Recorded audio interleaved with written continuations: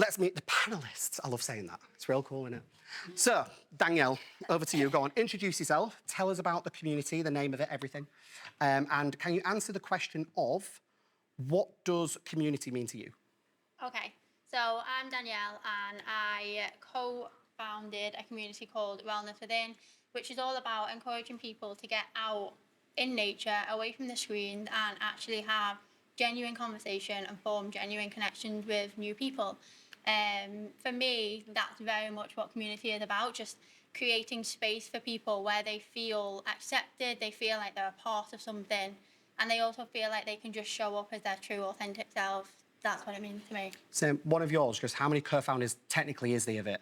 So in Wellness Within, there's 5 of us. So there's myself, my partner, and then we have Natalie, who is a junior doctor, Sammy, who's the head of English in a high school, and Kyle, who's a nutritionist. And Kieran and I run a marketing agency. So it's a good mix. So, fab. Katie, who are you and what does community mean to you?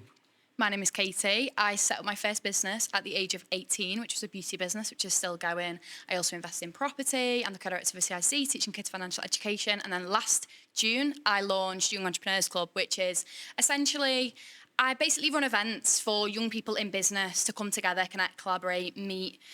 We host a mixture of networking events, masterclasses, social and wellbeing. And community means a lot to me. I think business can be a really lonely venture, but it doesn't have to be a lonely venture. And that is exactly why we set up our community. Fab. Ransford. By the way, just so you know, Ransford does have a surname. No. It's because I didn't ask him, but I didn't do it. You're a teacher normally, right? So I didn't want to put his full name on just in case there's any students or anything like that. I didn't even ask him. I just did it that way. So no, but Ransford, tell us about yourself. Yeah, I'm Ransford. I'm a PE teacher. I'm also the founder of Introspect Collective. It is a male wellbeing community centered around.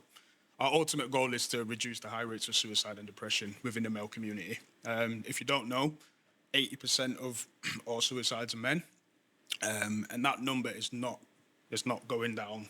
Since 1999, it's actually the highest it's ever been. So I do believe that as a society, as a culture, we're getting better at shouting about it.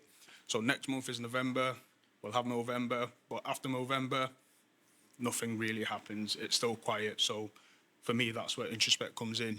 And it's been quiet for the last couple of months because I've been dealing with a couple of things, but we try and run something on a weekly basis. Whether one person turns up, whether 20 people turn up, the aim remains the same. So, yeah.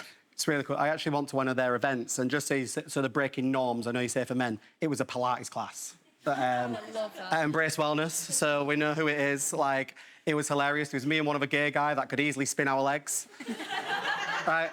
These guys could not do anything. It was absolutely hilarious, but it was really nice to see them breaking norms of doing traditional masculine things, doing something different. So no, it was absolutely amazing. Joe. Hello everyone, my name is Joe. I'm a professional saxophonist. My stage name is I Am Joe Reeve. I'm a director of that. I've started the Creative Meetup back in 2023 because I wanted to create a community for creatives where I didn't want to, my industry can be very cliquey, and I wanted to create something that people felt they belonged, where no one's your competition. Like everyone, I want to see everyone do well. So when I started the Creative Meetup, I wanted people to feel welcome and inclusive. And we host events in Manchester, Leeds, Liverpool. We're looking at branching out into Newcastle, hopefully next year.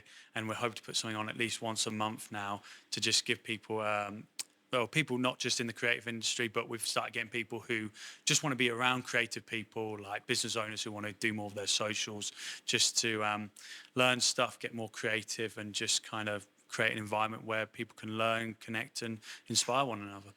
So, no, I love it. It's just so you know, by the way, on the panel, Katie and Joe normally host the conversations, so it's quite nice to have you guys on.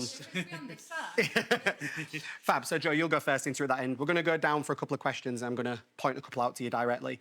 So, Joe, what was the moment you realised there was a genuine space or need for the community you've built, and why did you take it upon yourself to do it? So, when I started out, and when a lot of my musician friends started, we'd go to networking events, but we just there was no one. There was no other people in our industry. It was all very. So I remember we went to a B&I meeting once. That was a bit scary, and we were like, "Oh my Felt god!" the cold shudders in the room. It's, Oh god! yeah. So, and I just felt there's just nothing for like our community. So I went to one in Manchester a couple of years ago, which was for creatives, and it was called DM. And I thought, oh, this is really cool. This. So I thought, let's start something of our own. Let's start. So I founded it with David, who is like my content creator, videographer, and we just thought, let's just do something for creatives, and so they can just all get together. We can just chat, because a lot of the time in my industry, the only time I see other people is when we're working. So it's nice to kind of see other people in my industry when we're not working. So I felt it was nice for a space for a lot of creatives and like musicians, and for people just to kind of not talk about work but just talk about lives and stuff. And a lot of the feedback we got was, finally there's an event that we can just go to where everyone we know is in our industry, or there's just common interests as well. So just, it was nice to kind of create something that people felt they were like, oh, I feel like I belong now as well. So yeah. Love that. What city did you start in? So I did a little mock trial run in my hometown in Felixstowe in Suffolk, but it was predominantly more sort of my mum and dad came there, friends came and stuff. It was just more, but to be fair, one of the guest speakers we had was a friend of mine who's a creative consultant, and my mum's friend runs an opticians, and now she's working with that opticians to get them into magazines and stuff. So even though they came from moral support, they actually got something out of it. So that was good. And then we did our first official one in Leeds, but it wasn't as well, because we planned to have it in the middle floor of this place in Leeds, but they were like, oh, we're going to put a cabinet here, so there's no room, so you're going to have to go upstairs. And it was like one of the hottest days of the year. So like after every speak, I'm like, we're going to have a break, because I think people are going to die of heat stroke here at the moment. So we had our first one in Leeds. To be fair, it was just an Instagram post. We just did a paid Instagram post. We had 10 people turn up. I was like, oh, fair, because I thought there's a chance that no one turns up. And then we did Leeds, and then we did Manchester. That was a bit more structure. We had like a DJ, and we had guest speakers on. That was a bit more organised. And then we did in January in Leeds at a place called The Attic. We sold 80 tickets. We had at least 60, 70 people come through the door, and I was like, oh my! And so like with Callum, I'm hosting it, but while I'm sort of asking questions, hearing people's answers, I'm sort of looking around thinking, fuck me, there's 50 people. And it was just like, oh my God. And then we did Manchester and Liverpool, but Leeds is our biggest one. Manchester's getting busier, and then Liverpool's slowly getting, that's a bit of a slow burner. But yeah, Leeds was our first proper event we did. Love it. Yeah. So Ransford, yes, so same question. So what was the moment you realised there was a genuine space or need for the community you've built? I think it might be a bit of a given for yours, but why did you take it upon yourself to launch it? Yeah, I think it's important to define what community means. I'm going to throw it out to you guys. How would you guys define community? Ooh, go on. Come on. Someone answering. I'd say a sense of belonging. Yeah. Like-minded people coming together. Yeah. Anyone else? I feel like this is the teacher in me coming out. Come on, anyone else? A sense of belonging. I love that. And for me, community it's not new. Like, community has always existed. Like, it's not something new that I'm trying to create. If anything, I'm trying to go back to, like, what was and what worked. And for me, when it comes to men, what made me start Introspect Collective is there are men who are taking their own lives because they don't feel like they belong, because they don't feel like anybody loves them, because they don't feel like they can talk to anybody. So if I can create the space, even for one person to feel like, do you know what, I'm actually better off being alive, then I have done my job. And then in so doing, I then want that one person to go back into their own communities and do the same thing for other people. I don't care about numbers. If I get one person come to an event, I've got Connor who's sat there, who's been to a few Introspect events, and he will tell you if I'm lying or not. I could not care less. If I have one person, if I have 100 people, the mission remains the same, to keep men alive. So that's what drives me. Love that, mate. Congrats. It's a nice mission. I think we've all got great missions, but yours is the most niche, I think, out of all four of you, so I absolutely love it. Katie, do you want me to repeat it again? Yeah, go on. Yeah. What was the moment you realised there was a genuine space or need for the community you've built, and why did you take it upon yourself to launch it? So with Young Entrepreneurs Club, as I mentioned before, I set my first business at the age of 18, which meant I also started networking at the age of 18. It's daunting, right? Pardon? I started at like 21, 22, and like when you do it that young, it's a bit it's a little bit daunting, Yeah, isn't it? yeah. For sure. And you kind of feel like you stick out like a sore thumb. Yeah. And you kind of do. Yeah. And I was going to all these networking events literally every single month, multiple a month. And I just felt as though I wasn't meeting any other people like me. None of my friends are in business. I didn't know anyone else who was young and in business.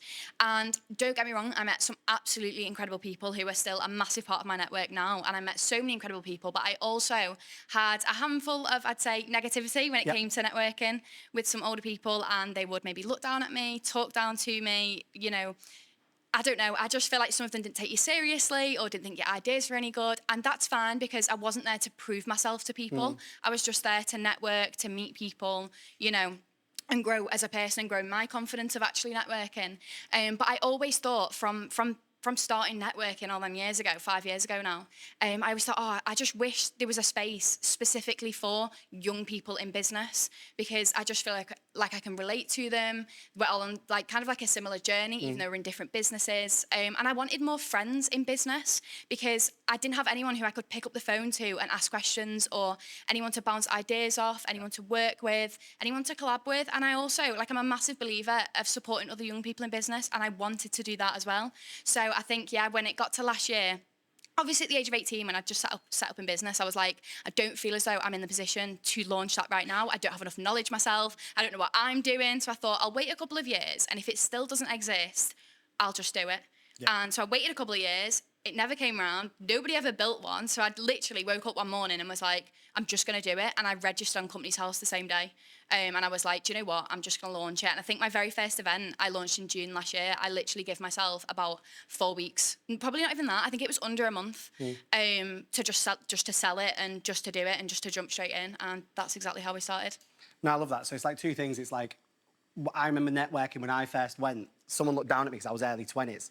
But I'd actually been in business longer than him. Yeah. Like Nobody looks down at other people who are older in business, even though it could be their first year or first day in business. Yeah. But they don't get treated any differently. But people assume when you're younger that I'd literally been going a necessarily couple of know much. years and networking hardcore for a couple of years. And he walked in and he was like, oh, well, what can you teach me? I'm like, well, technically I'm older than you. And this, you know, this assumption that we need to prove ourselves, which I find a little bit mad because not everyone in life is going to like you. Not everyone in life is going to be your client. Not everyone in life is going to be your friend. And that is okay. I don't want them. Exactly. They're not the person for you if they're behaving that way. 100%. And then the second thing, so just with like Roundtable, with you saying just doing it. So I originally founded Roundtable from networking through COVID online. That word still does get mentioned every now and again. But it's, it was like a year after, and I was like, oh my God, I'm really lonely right now. And the best people I'd ever met were the ones I'd actually met online because it was further away from my home city where I used to mainly be. And I asked 6 of them, I was like, hey, do you want to jump on Zoom every couple of weeks just to chew the fat, just talk about it? And they're just like, yeah. And it was like, oh, there was like, we're also missing seeing like everyone. And it's the same way I launched like UKM's Coffee Club and I started running it last year as well, my third business. Like, it's like, hey, networking events in Manchester are shit. Do you all want to go get a coffee? Coffee Club is the only networking event that I attend. Oh, thanks. I love that. Tomorrow, people. But no, love that. Danielle, do you want me to repeat the question or do you get it?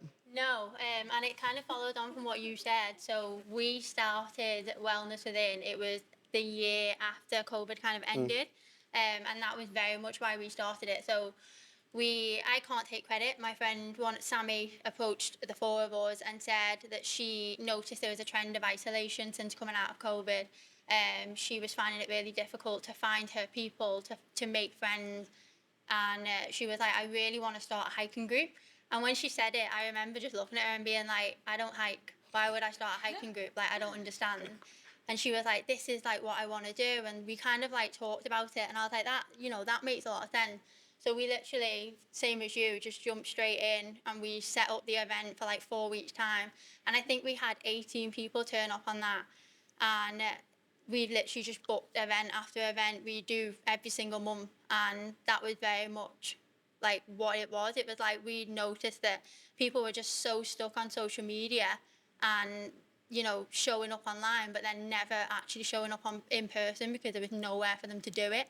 So that was kind of like our intention, like let's try and step away from that virtual world that we've all been stuck in for the past 3 years and like actually get out into like specifically as the Peak District, get out into the Peak District.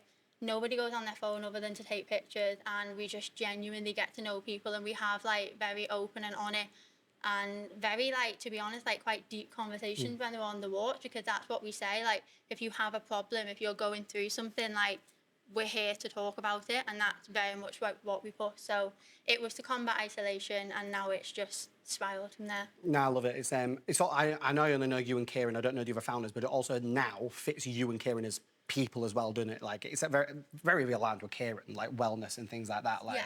it's really is. Also, Hike for the Win. Ransford, you just scoped out your route for the weekend, didn't you, today? So, hiking for the win, people.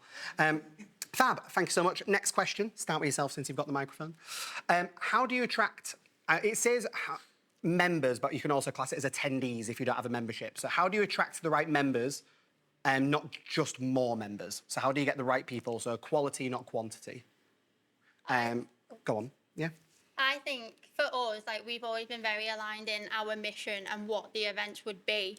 There are tons of hiking groups, and I've never ever gone on one because, like I said, I don't hike. So, like, the thought of being forced up a 1,200-foot mountain in the wind and rain was not for me, so I've never gone on them.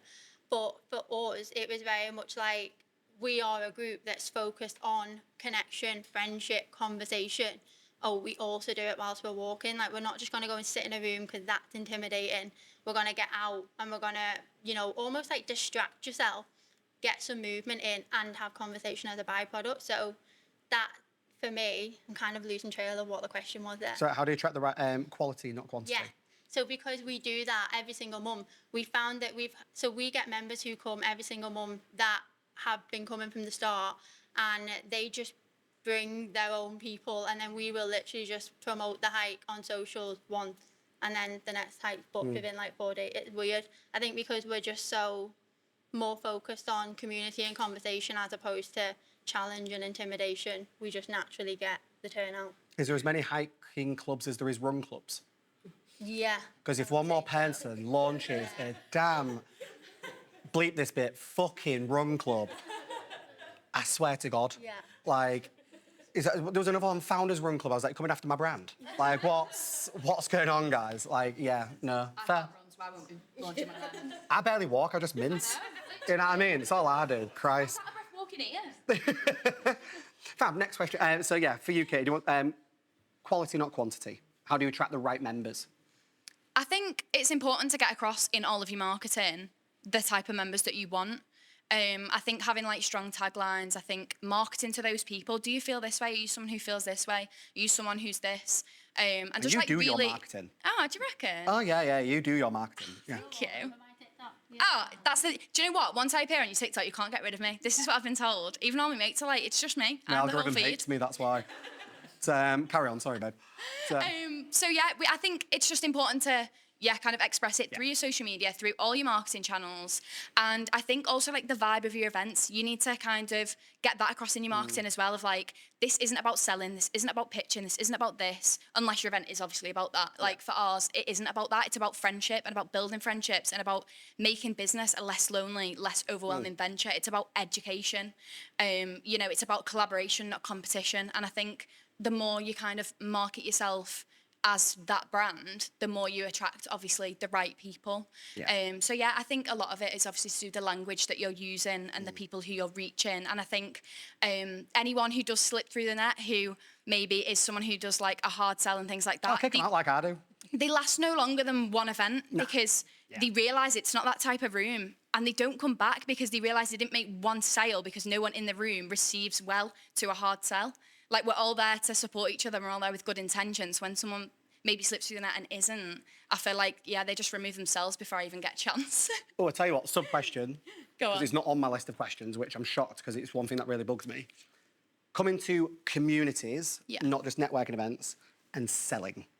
Yeah. Give me a sentence. Hate it, love it, for it, can you do it? Is there space for it? Is there not? Like... There might be. Not in my room. Basically.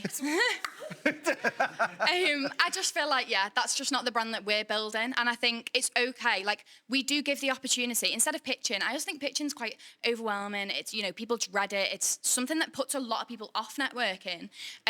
After the guest speaker slot, as you know, you've obviously been to our events, we do a one-sentence introduction. You could literally just say your name. You can say your name and your job. You can say your name and your business. You can kind of include whatever you want, but it's not a sell. I always say, introduce yourself in one sentence so everyone else in the room knows what you do. So then if you've not had the chance to speak to someone, you know a little tiny sentence about that person, and you can choose to then go and make that connection afterwards. But it's not a pitch. It's not a sell. Elevator it's the pitches are opposite. done, aren't they? Yeah. They're done. Even at yeah. normal traditional networking, it's done. Apart from BNI, I'm pretty sure they still make you pitch every week. But I'm going to have to do it, aren't I? So, BNI works if you run it as a second business. It's the reason it exists. It's just not for everyone. Yeah. I'm not a part of it. When Do you know what? Like, Hats off, it really works for some businesses and some people. Yeah. Some people thrive off BNI, some people get a lot of business off BNI. it's different. It's networking, Fair not play. community. Yeah, absolutely. That's Yeah. the difference.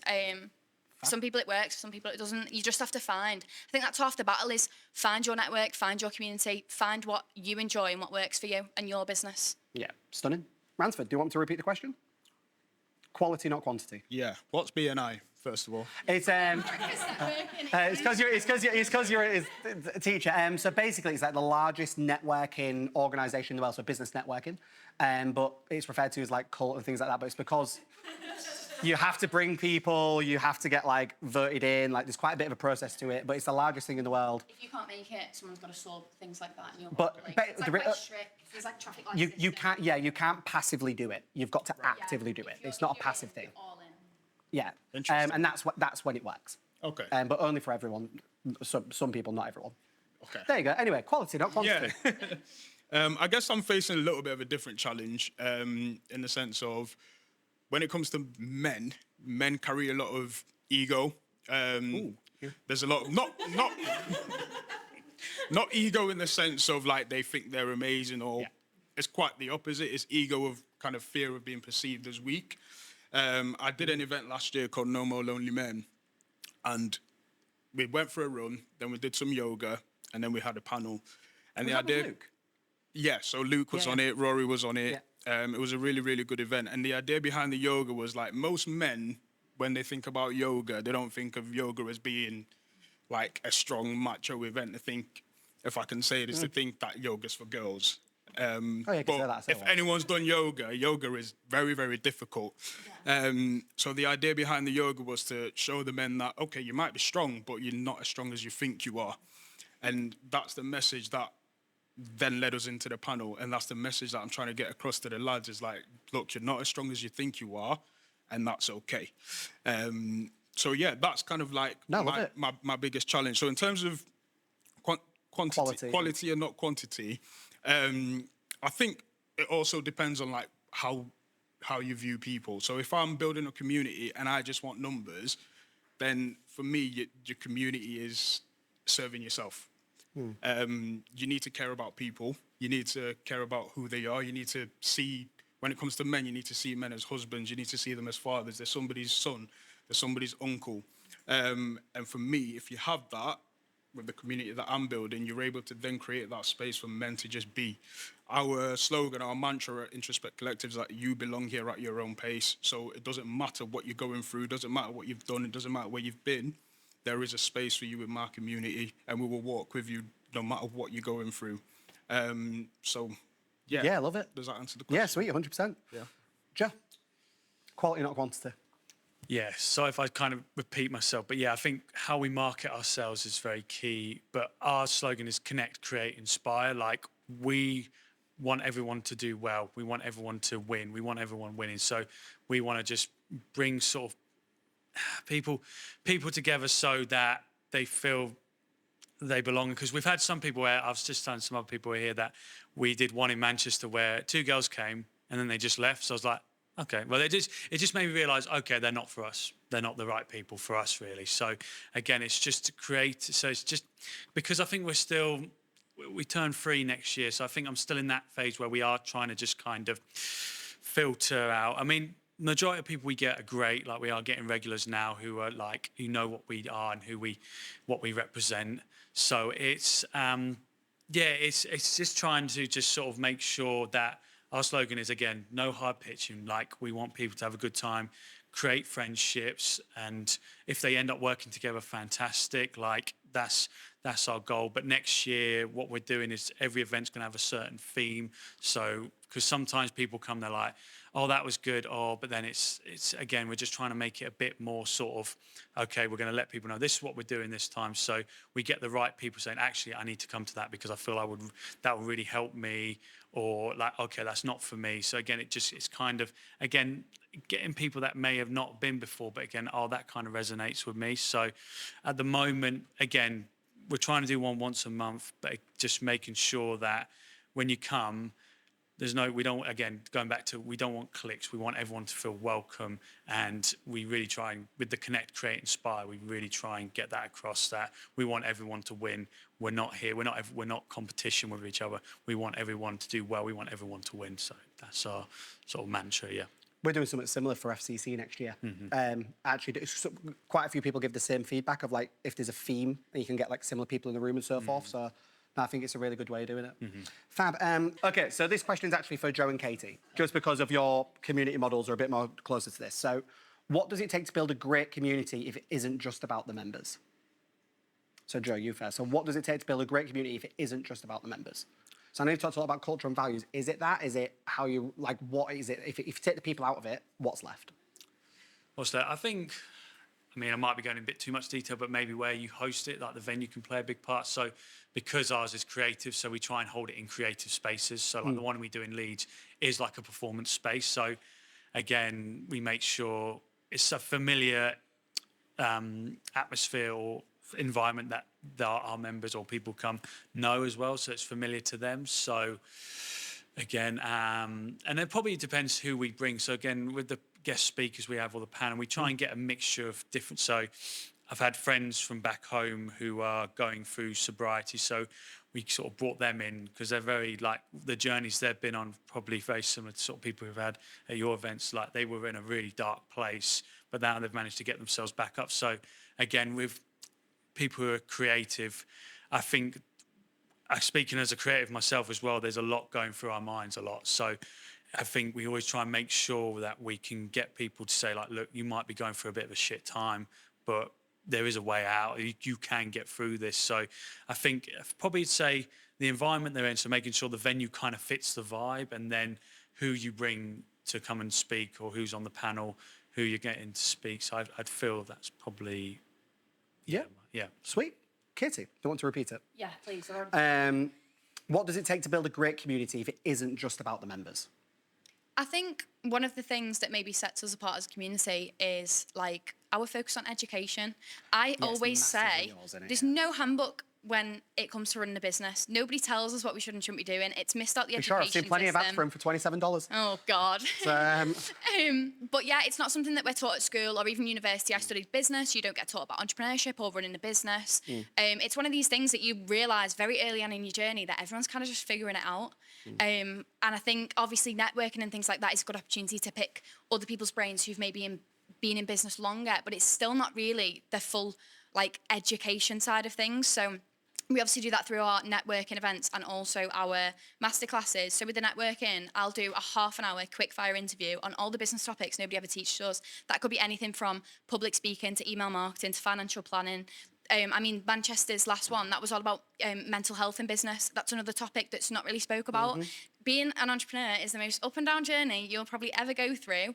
And I feel like social media is dangerously glamorising the life of an entrepreneur. And I think it's important to know that you're not alone if you're feeling a little bit overwhelmed and like things are a little bit difficult and business is hard.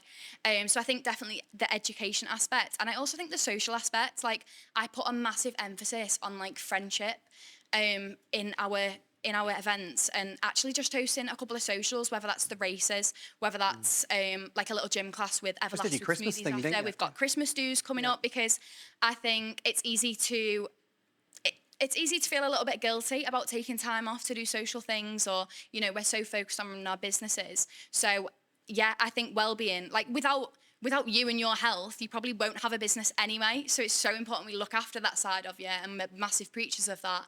And that's why we also host like the social and wellbeing side of things, because I think entrepreneurs deserve a social life too. And I always say the two worst things about being self-employed is obviously one, bank transferring your tax bill to HMRC, because I'm sorry, why? Why is it just a bank transfer and we hope and pray it gets there? And the second one is nobody throws us a Christmas do. So don't worry, guys, because I've got yours and I will throw you a Christmas do.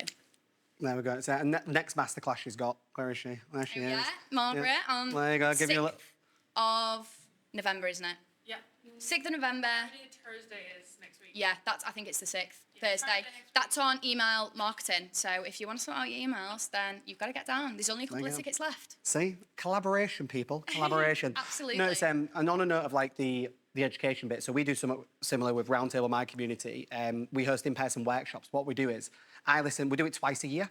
And I listen to what people have had as the commonality problem throughout. Like, Yeah. even if one person's fixed it, then someone else is now a problem for them. Always is probably sales.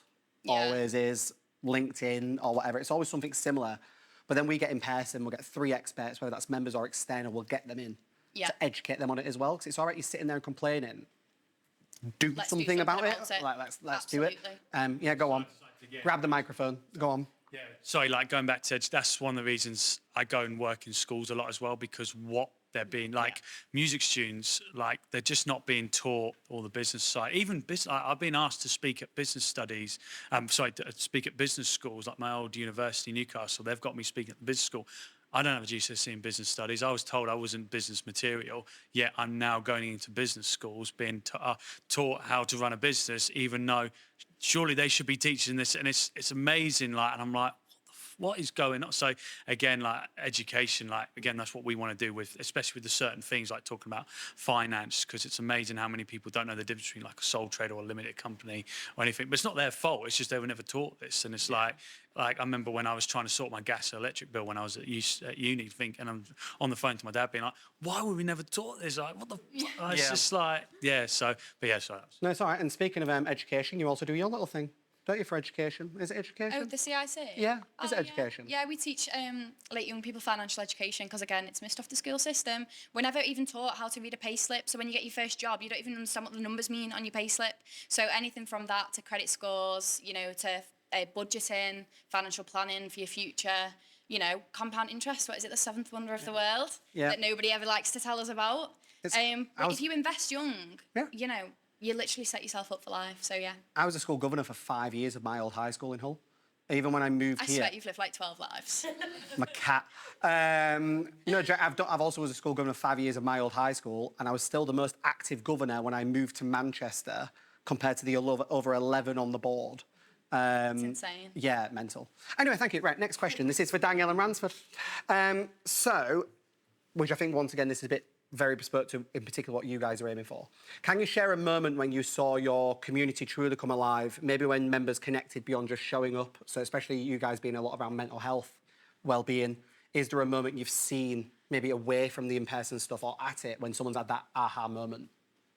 Yeah. So there was a girl, we ran a hike must have been around August time last year. And September, this girl turned up and it was her first ever hike. And I got talking to her on this hike, and she said that she just started at Edge Hill Uni. She was from a small town in Wales, and she just told me that she was really, really struggling. She was like, I'm really struggling to make friends. I don't fit in. She was like, I'm not talking to anyone in halls. And I'm just like, she ended up getting really personal and just said that she was going to quit uni. It wasn't for her. And she got really emotional. And on that hike, we found out that it was another lady who had just started at Edge Hill University. So they started talking on the hike. They then came to another hike about 4 months later, and she said that they were still friends. They were now living in the same hall. They were like doing things together, like socially. And she was like a full 180. She was like, I love it. Like, it's for me. I've got all of these friends now. Like, I haven't quit. And for me, it was like that moment. I kind of reflected with the other founders, and I was like, that to me is wild, because we were in the peaks. We're not in Liverpool, we're far away from the uni. And these two people that didn't know each other are now practically best friends because our community brought them together. And that is what it was all about. Like, that was our intention. Like, we create the space for people to meet new people. But then our intention is for them to continue doing things outside of it. And, I actually went on a hike this weekend just gone, that one of our members, he started his own hiking group, and he's an avid hiker. So this was a 10-mile walk, and I was a bit like, that's a bit far for me, but I went. And it's things like that, like just seeing what people are doing themselves now, because we've kind of put these connections in place, not deliberately, but just organically. So that was a big thing for me, just seeing how we kind of helped somebody go from feeling so down and isolated to just feeling like she was flying and loving uni and all of that. Great. In fact, I've nothing else to add. I'll shut up. That gave you goosebumps. Yeah. Do you want me to repeat it? Have you got it? No, so Fab. For me, it's not necessarily the big things. It's more so the little things for me. It's all the little friendships that are forming. It's all the lads that are going into their own communities and starting their own community. And that's why I always say I want Introspect to be like, if I ever have a big event, and when I do have a big event, I don't want a collection of people. I want everybody who attends my event to go back into their own communities and impact their own communities. Off the top of my head, there was a lad, I think he's from Lincoln. He came to a hike that we did with another community called Pillar, who were based in London. I think he's been to India to learn yoga, to then go back into his community so that he can start teaching yoga to the lads in his community. It's called Found Men's Community. So it's just little moments like that that make the difference for me. And what we're also trying to build is so I started therapy this year, just for a little bit of context. Through that, I've launched a therapy fund, and I'm raising £2,000. In the grand scheme of things, it's not a lot of money. And the aim is to give 3 men full access to therapy so they don't have to worry about the financial cost of it. And for me, that is the impact of my community. That is what community should be. It should be about serving people. How can I serve people? So with you guys, with your education, you're serving the young people by educating them. You're giving them something that they can use for the rest of their lives. And for me, that's what your community should be about. And that's what I want my therapy fund to be about. It's going to start with 3. I'm hoping that one day I can give 300 men free access to therapy. That's the impact for me. Love it. It's and don't worry, we'll cut that out. Nurse, in fact, now else to add. It's rare that I'm speechless. Very rare. Fab. Okay. Last question. I've got a personal question for each of you, and then we'll come to you guys if you have got anything.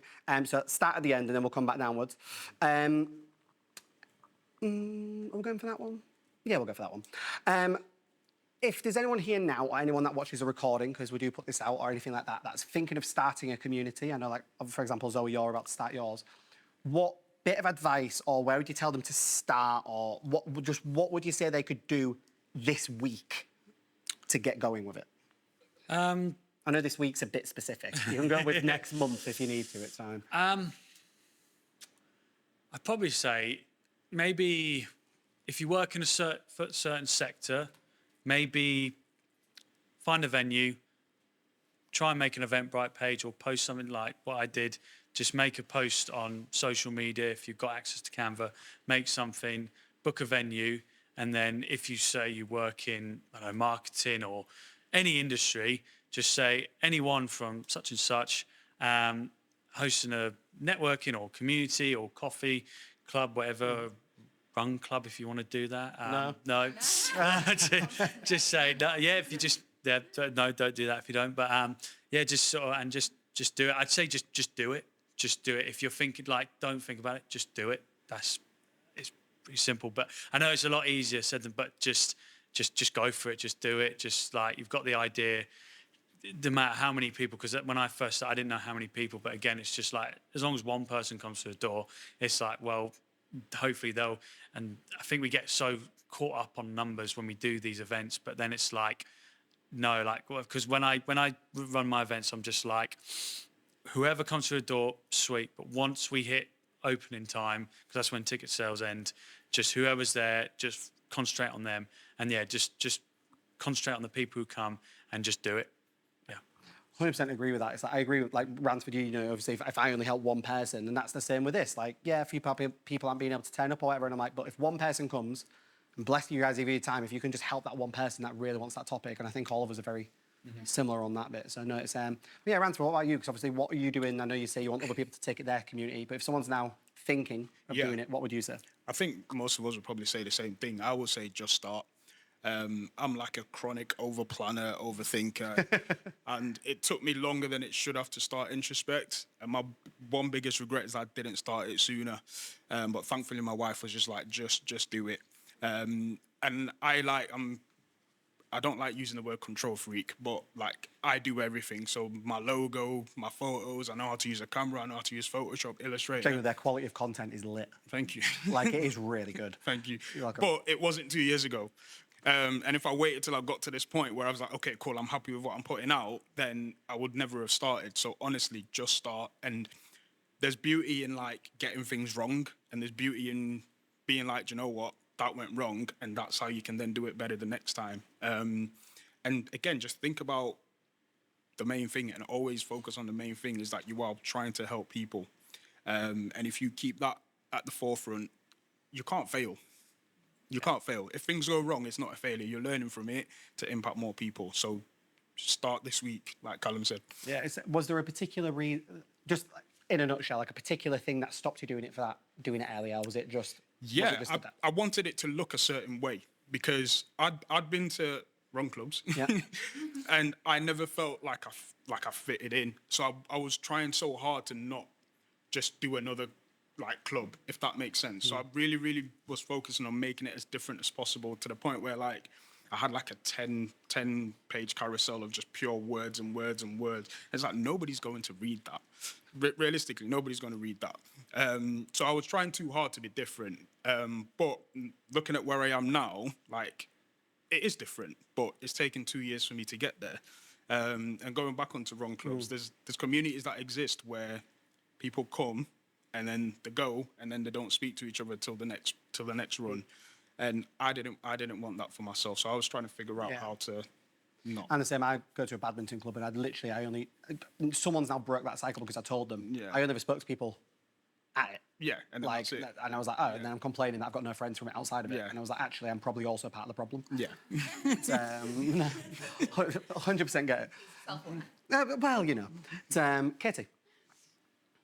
Am I answering the same question? Yeah. Do you want to remind me of it? If anyone wants to start now, what would your bit of advice if you're going to start like next month? Okay. I think first of all, attend as many other events Yes. as you can. You need to learn exactly what it is that you want to create. So for me, I created something that I wish existed when I was 18 starting out in business. So work out exactly what that is to you. So attend every event you can in your area or further. That's in the field of kind of what you're thinking. Write down what you do like, write down what you don't like, what would you change, what would you do differently, and you'll soon start to build a concept of your ideal event or community.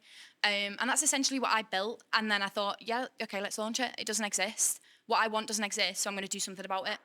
So yeah, I'd say that's the first thing you should do is attend more events. Look at it. It's like us three, really, in like a little triangle. Sorry, Danielle. Move.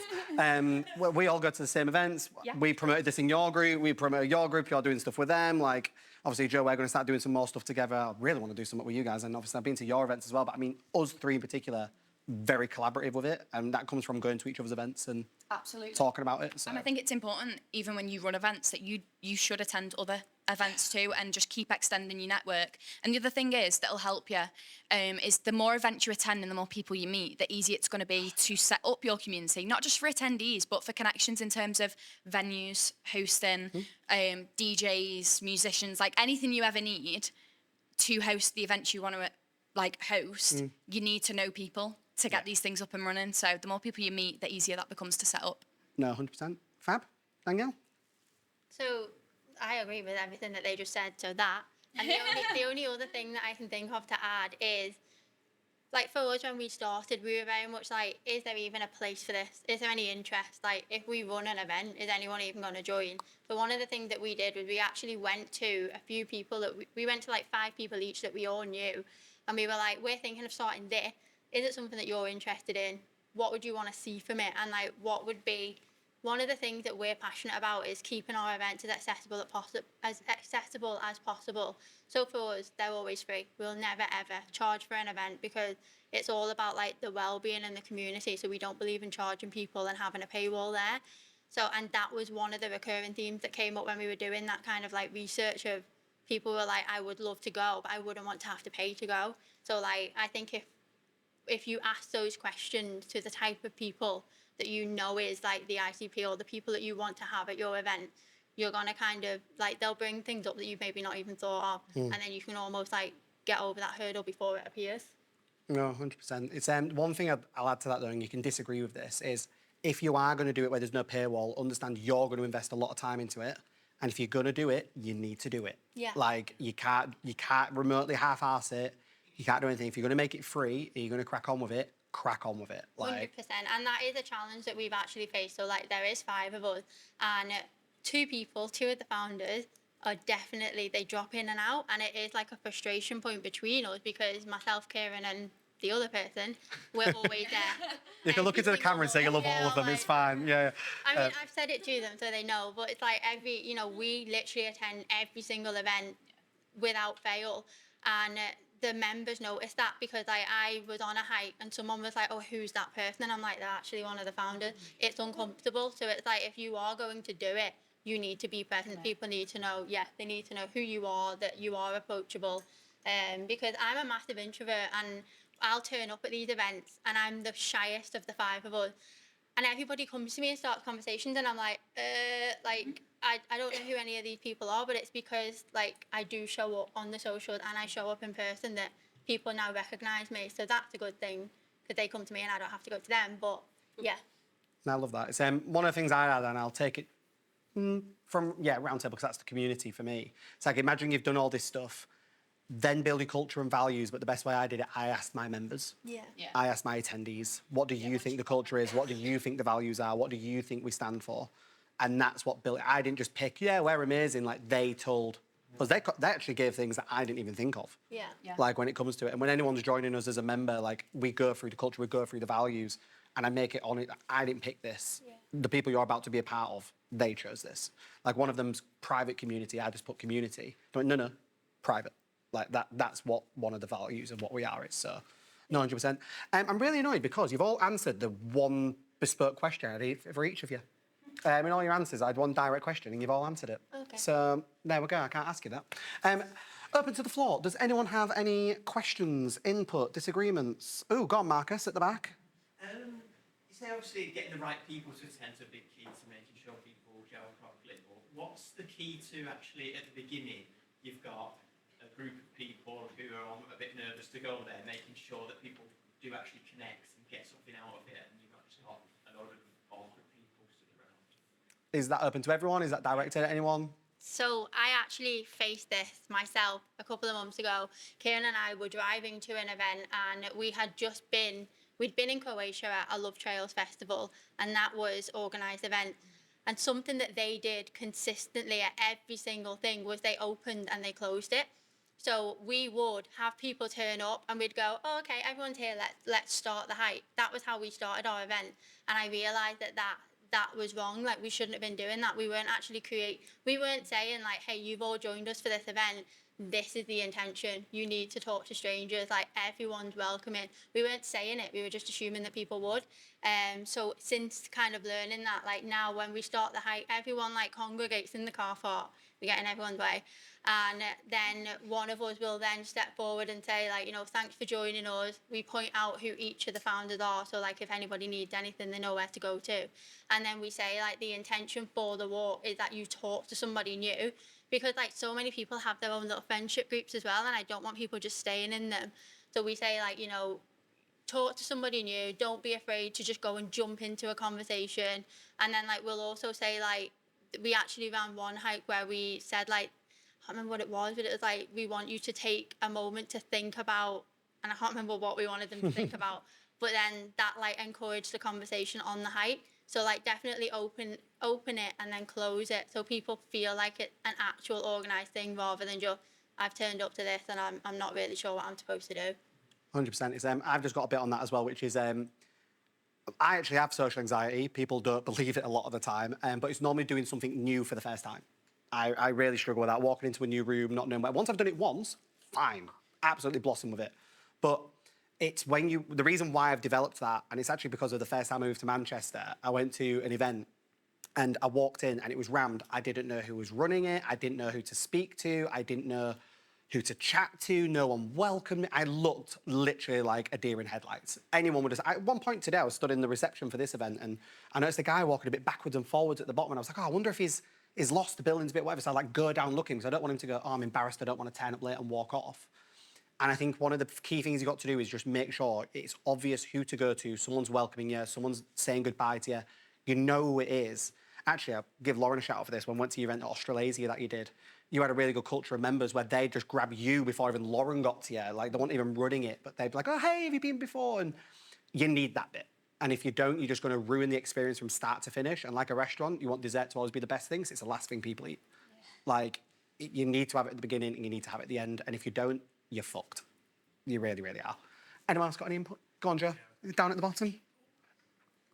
Yeah, we get that. Like, we get some comedians come to us and they're the most introvert people. Like, they're so shy, and I'm like, and these some people I've seen, I'm like, it shows again. It's like making sure. So when people arrive, I'm kind of, I think people know who I am, but we have had guests. So when Katie came and spoke to us, we had Dina, again, very likable. So we are trying to bring people in to kind of sort of make sure everyone's chatting, but you do tend to get those sort of groups where people do know each other, but then I will try and make a bit more of an effort just to be like, oh, hi, have you met so-and-so, because it is my baby, and like I do make, but again, it's just, but now we're getting more regular people. Those regular people now are kind of like what you're doing, like just trying, and now speaking to other people. So again, it's like you've built that sort of community, but again, I think at the start, as sort of the main focal point, as the face of the community, you've really got to make sure you're kind of like Hawkeye, like you're looking around, making sure like everyone is kind of, they're not just sat there on their own, or they're a bit like, because it is daunting coming to networking events sometimes. You're a bit like, and again, I'm naturally quite introverted, but doing this has made me really have to be like, no, go and speak to people, like this is yours. So yeah, I would say just like, and then once you build that community, they'll start to look after new people as well, because they're regulars who have been before. So yeah. No, I love that. It's, also, feel free to nominate people if it's at an event. Like I did it tonight with Sam and Zoe. I was like two of the first people here, and I was like, hey, like while I'm on the door, can like you guys do it? And then naturally, them two people are going to be looking at the door for someone walking in. Like, I bring my sister. Yeah, you. Every single walks in, she's like, hey, like yeah, it's. She does your name label, she checks you in, and that's a massive help because there's only one of me, and I can only be with so many people at a time. So I think having that other person, 100%, so makes life so much easier. Yeah. And I think even that, having a name badge, it reduces any awkwardness of like forgetting someone's name when you've just asked it and things like that. So you can just check the name badge and be like, oh yeah. Especially if you recognise someone but you're thinking, oh my god, I don't know the name. They've got a name badge on, you can see it. Yeah. And the other thing is, one of the things that we've done like at the start of our events when we were little tricks was I used to get people to I used to ask people what their hobby was, and we used to write that on their name badge. As like a little icebreaker. Like drinking Negronis, like. No, literally. You know what I mean? I'm like, We had anything from like F1 to like running to literally like drinking cocktails. Like that was some people's hobbies. Like I call that a lifestyle, babe. That's what I call that. It's just a little icebreaker, so that it's a little bit less awkward. You're not going over going, how many is Katie? I do this and like straight hard sell. It's like, actually, I'm a person. Like, nice to meet you. Yeah. What can we connect over? And then you look. People would connect with people based off like their hobbies as well. And it's like that automatic like interest in each other of got something in common. No, 100%. Go on, Ransford. Last point to you. I was just going to say, like, I think it's, if you're running an event, so for example, if it's a hike, and I know the hike's going to be 3 or 4 hours, like it's okay for people to feel a bit nervous for the first 10 minutes. Like, we don't need to force it for people to feel comfortable. That's going to come. And it's also important to remember that if you've got a group of people who have turned up, they've chosen, they've woken up, they've got in their car, they've got on their train, they've come to your event, like they've come to meet other people as well. So I think it's okay for people to be nervous and a little bit anxious to begin with. It's what happens during and how they're feeling at the end. I think that's the biggest thing. But I do like the name tag idea and the hobbies idea as well. That's really cool. Yeah, 100%. It's and also, please, I personally don't like this. Like, Side note, go to run clubs. Love that run clubs. If it's a good run club, they actually have... No, this is a compliment. It's a compliment. A good run club does have, like, like the pace setters and, like, the look after people and so forth, which I think is really good. That's what makes a good run club. But, like, don't be that person, in my opinion, to shout out new people coming along. Yeah. Like, I went to ride with Lauren and I was traumatised because I was like, welcome, Callum. And I'm like, mate, Everyone looked at you. fuck off. Like, I am... social anxiety, first time there, not done it before, like, you know, Lauren... Yeah, like, I can walk for a week. For the next day, week. So, yeah. But no, on a note of it, genuinely, just like, please, it's my advice, don't presume you can push everyone to then be welcome in doing that. Yeah. Ask them. Like, there was someone tonight, I asked them at the door, I was like, oh, hey, like, you've not been before, do you want me to introduce you to someone? Do you want me to do whatever? Like, ask them, do you want me to introduce you to everyone at once? Do you just want to do it yourself? Like, just please don't presume everyone wants to be shouted at the newbie in front of everyone, especially with maybe something more active. I mean, I'm going to call you out there. The very first time I met you at one of your events, you walked up. I'd never met Oh, was this the first ever coffee thing? No, this was your first event that you ran. It was a panel talk with Leah on the panel. And Oh, you yeah. walked up to me, you grabbed me and dragged me over to some random and went, you two need to talk, and walked off. And I'm like... Oh, no, I do that. I do that. Yeah, that's is fine. That because he knows, is that because he already knew you? You didn't know me. Oh, I do you don't know not? if you knew the other guy. I'm trying to say Two strangers. What can I say, Callum? Practice what you preach. Fabulous. Look, I'm just conscious of time, and I do want us to be able to chat. I know we've only asked one question, but the point is that you can mingle, you can ask these guys independently things. I want to get a picture, because I'm really crap at not asking for this. If we can everyone get in a picture, just stood here. But a couple of rounds of applause. Rounds of applause for the panellists, please. Fabulous. Round of applause for Cobra for hosting us. Big thanks to them. Fabulous. I won't ask myself, but thank you. Thank you. No, remember, we are